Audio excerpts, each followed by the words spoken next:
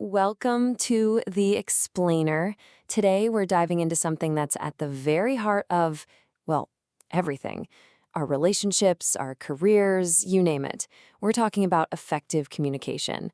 And let me tell you, it's so much more than just talking. It's truly an art form. Okay, let's start with a feeling I bet we all know.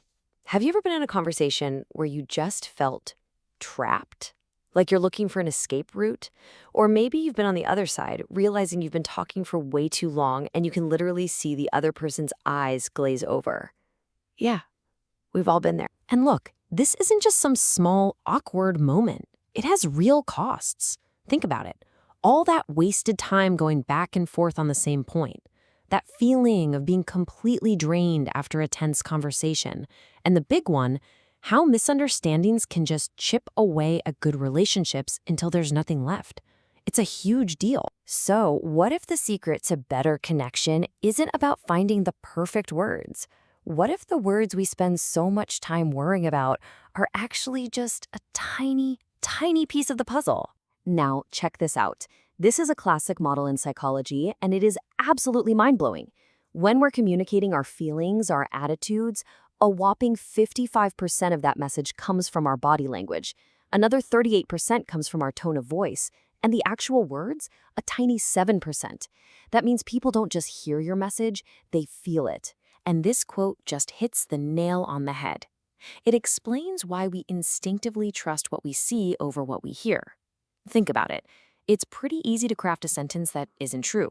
But it's way, way harder to fake your body language or hide that slight quiver in your voice. Our nonverbals are like our truth serum, and that's why they're the foundation of real trust. Okay, so to really harness the power of communication, there are two big skills we've got to master. Let's start with the one we do all the time, but almost never really practice: listening. And I don't just mean being quiet. I mean active listening. Active listening isn't a passive sport. It's a full-on engagement. It means you are working to understand, to remember, and then to respond in a way that proves you got the message. It's about shifting your goal from "what am I going to say next?"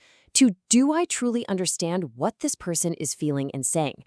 It's how you make someone feel heard. And we all know the difference, right?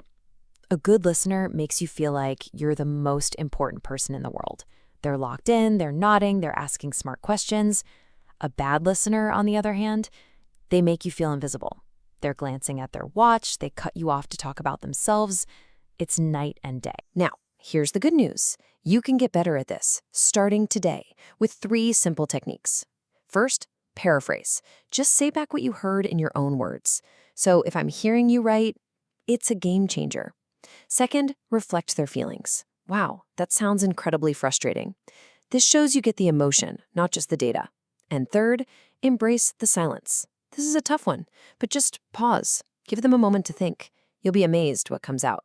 Once you get the hang of active listening, you open the door to the ultimate prize in communication, building real, authentic rapport. This is where connection truly happens. You know that feeling when you just click with someone?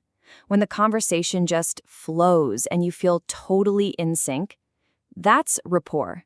It's that sense of harmony and trust that turns a simple talk into a genuine connection. It really is the glue that holds relationships together. And this connection, this rapport, it's mostly built without words. It's built in the language of trust. It's about showing someone you get them, you feel what they're feeling. It's about conveying empathy. And as we already know, that happens through our nonverbal cues. So here it is, your nonverbal toolkit. These are your power tools for building trust. Good eye contact shows you're paying attention.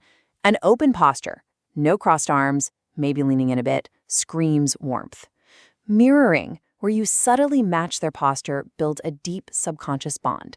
And of course, your tone of voice, keeping it calm and assured, makes other people feel calm and assured too. These actions are everything. So, we've talked about the what and the why.